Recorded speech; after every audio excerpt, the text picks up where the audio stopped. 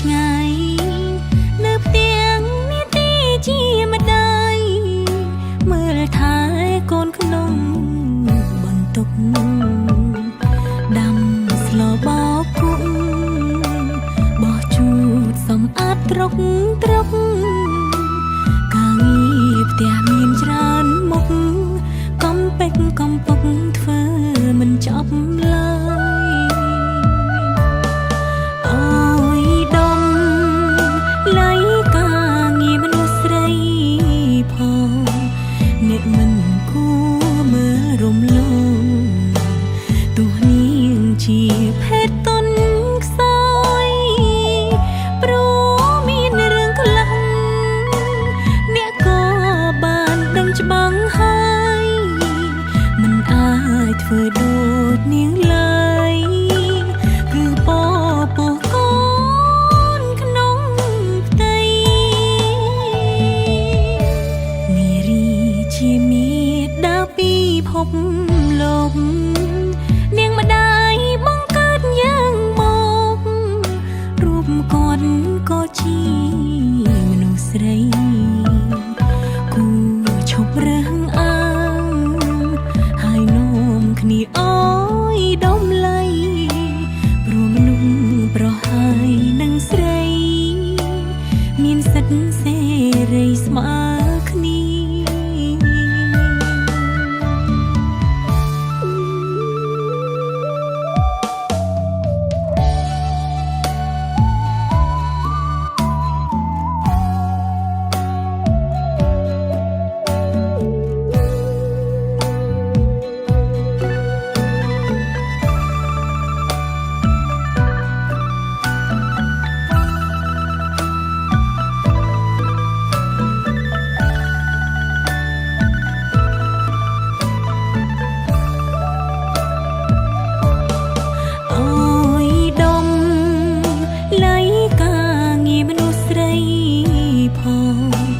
អ្នកមិនគួរមើលរំលង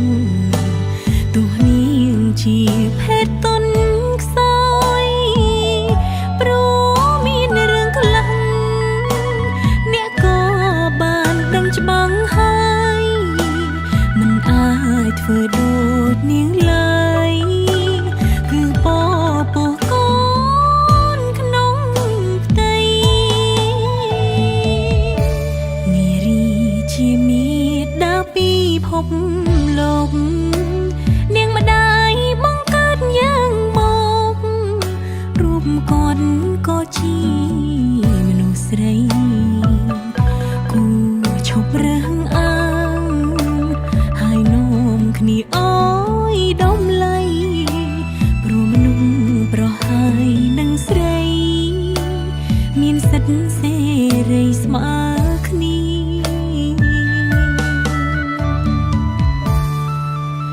ដូចពាក្យមួយឃ្លាមានន័យសំណាប់យងដី